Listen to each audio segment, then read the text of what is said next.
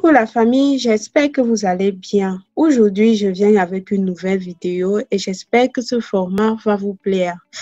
Pour ceux qui ne me connaissent pas encore, je suis Angela et je me propose sur ma chaîne Angela Brunnen de vous donner non seulement les astuces pour arriver en allemand, mais aussi vous donner de temps en temps des cours d'allemand. Voilà, aujourd'hui, je viens avec ce nouveau format pour vous montrer la différence qu'il y a entre le nominatif, l'accusatif, le datif et le génitif.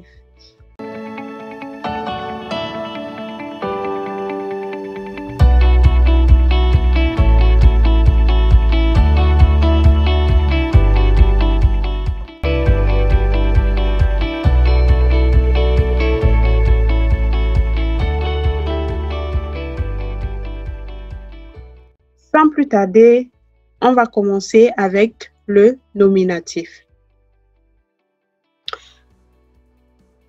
Bien, le nominatif, c'est très simple à comprendre. Le nominatif, généralement, se place en début de phrase et accompagne le sujet de la phrase.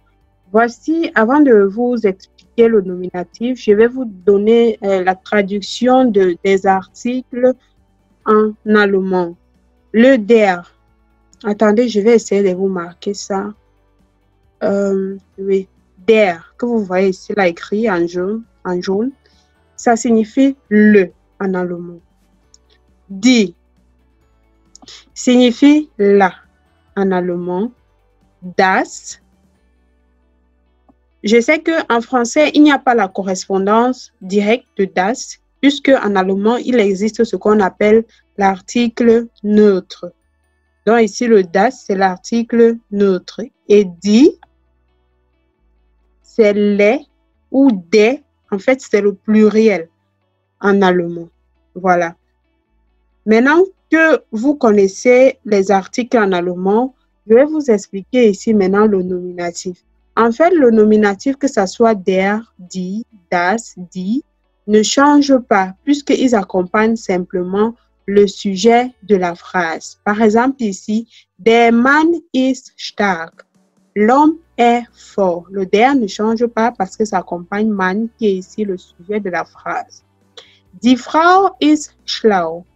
La femme est sage ou intelligente. En fait, le die Frau, die ici ne change pas puisque c'est le nominatif. Das Baby schreit. Le bébé crie. Vous voyez le das ici. Quand je traduis en français avec bébé, on dit le bébé. Mais il y aura peut-être des circonstances où en allemand, ça va s'écrire das, mais en français, on va traduire par la. Ça dépend en fait du sujet. Die Kinder spielen. Les enfants jouent. Vous voyez le nominatif ici, simplement, c'est l'article. Ce sont les articles qui accompagnent les sujets de la phrase. Bien, maintenant, on va passer au suivant.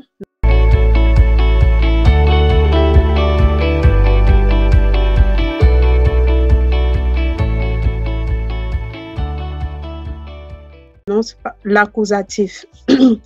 L'accusatif, ici, c'est ce qu'on appelle en français le complément d'objet direct, le COD. Complément d'objet direct. Et généralement, à ce niveau, il y a un seul article qui change. C'est le der qui devient den. Le der qui était au niveau du nominatif, écrit der, devient ici den. Par exemple, ich sehe den Mann. Je vois l'homme. Je vois qui? L'homme. Complément d'objet direct. C'est pour ça ici, le der a changé, c'est devenu den. Donc, l'accusatif, simplement, c'est le complément d'objet direct. Il faut toujours se poser la question, je vois qui, je fais quoi? Là, si vous voyez que c'est un complément d'objet direct, sachez alors qu'il s'agit ici de l'accusatif. Ich beobachte die Frau. Ici, le die ne change pas au niveau de l'accusatif. J'observe la femme. Ich trage das Baby. Je porte le bébé. Le das aussi ne change pas au niveau de l'accusatif. Ich habe die Kinder gesehen. J'ai vu les enfants. Le die de les ici ne change pas du tout au niveau de l'accusatif. Voilà. J'espère que c'est assez clair à ce niveau. Si ce n'est pas le cas, n'hésitez pas à me poser vos questions en commentaire. Ça me ferait vraiment plaisir de vous répondre.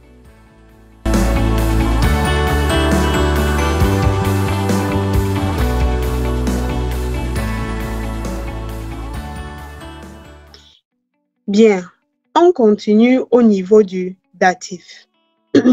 Pardon. Voici le datif.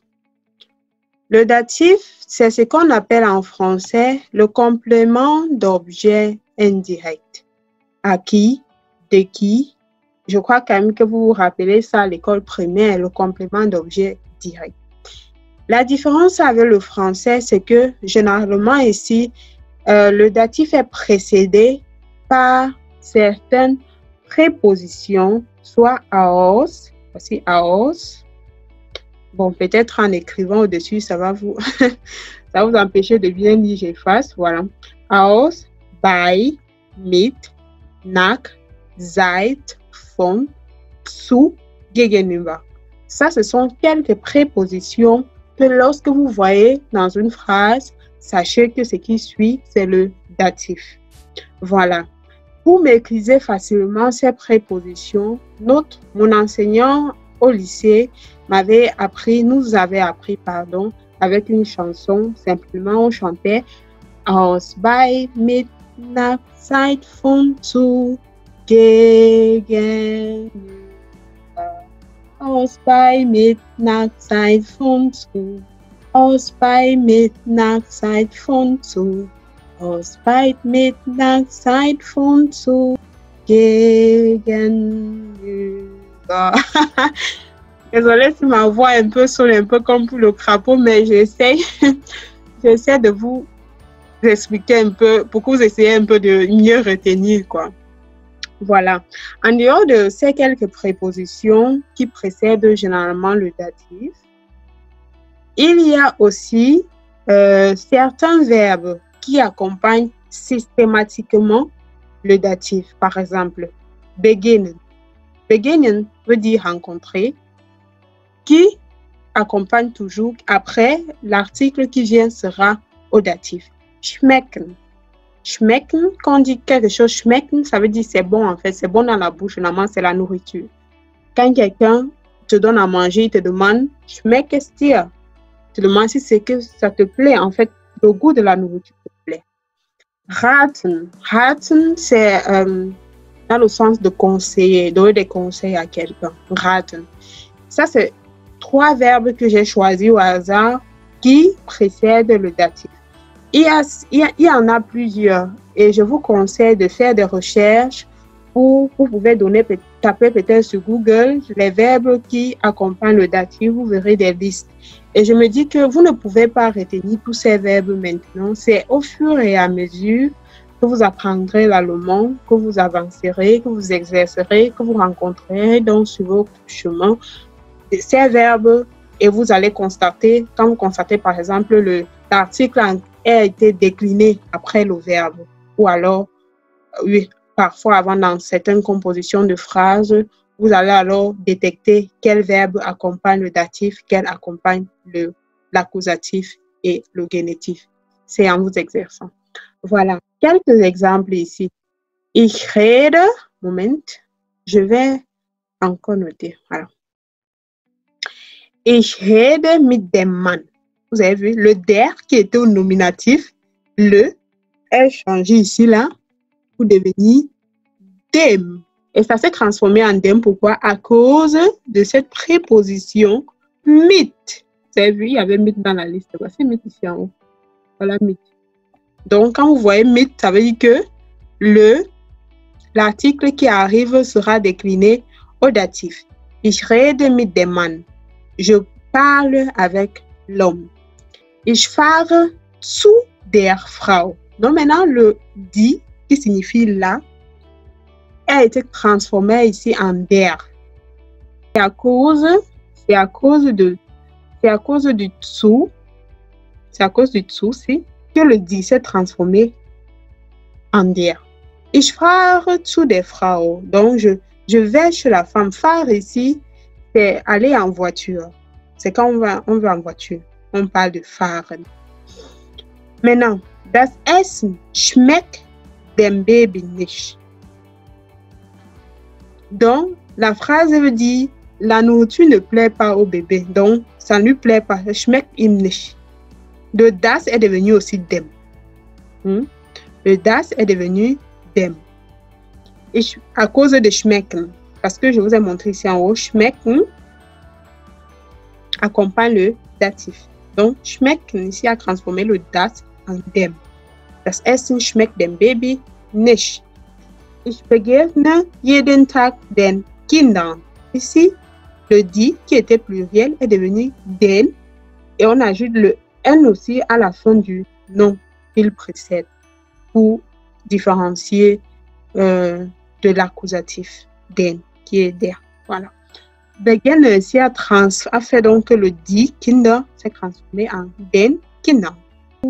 Bref, j'espère que vous avez compris de quoi est-ce qu'il s'agit quand on parle du datif.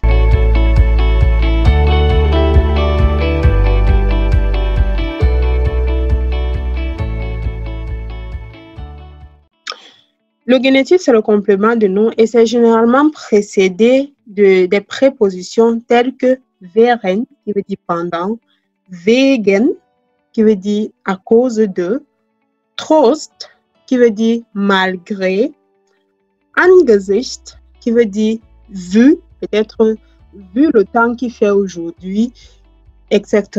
Wegen des Mannes bin ich heute spät. À cause de l'homme, je suis en retard aujourd'hui. Wegen, à cause de wegen ici, der, qui est au nominatif, écrit der simplement, est devenu des. Et on ajoute aussi ES au nom qu'il suit en fait. Si c'est un nom masculin, il prend ES à la fin et le der devient des. Quand c'est un nom féminin, donc à la place de meine, ou alors je pouvais mettre ici der Frau, ça devait être la même chose. Donc, trotz meiner Frau fühle ich mich einsam. Malgré ma femme, je me sens toujours seule. Donc, le die, ou alors le meine ou le die, ici est devenu meine. Donc, retenez juste que die, en allemand, au génitif, devient der. Il n'y a pas de changement au sujet. Il n'y a pas de changement au nom qui l'accompagne. Die Flasche des Babys ist leer. Retenez aussi qu'il y a das en allemand qui change au génitif pour devenir des. Et le nom qu'il suit aussi prend soit S à la fin, soit ES. Die Eltern dieser Kinder sind ausgereist. Les parents de ces enfants ont voyagé. Le die pluriel en allemand prend ER aussi à la fin.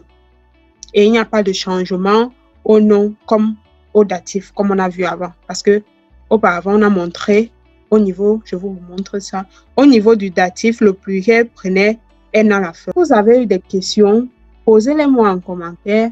Ça me ferait vraiment plaisir de vous répondre. Je sais que ce n'est pas évident, ce qu'on appelle datif, accusatif, génitif, nominatif, tout ça. Moi-même à l'école, ça m'avait pris beaucoup de temps de comprendre. Mais quand on explique aussi terre à terre comme ça, et si vous prenez aussi beaucoup de temps à vous exercer, vous verrez que c'est assez simple. Bien voilà, nous sommes arrivés à la fin de cette vidéo. Si vous avez des petites difficultés, des difficultés en allemand, laissez-moi un commentaire. Ça me ferait plaisir de faire d'autres vidéos pour répondre à toutes vos questions. Sur ce, pensez à vous abonner à ma chaîne et portez-vous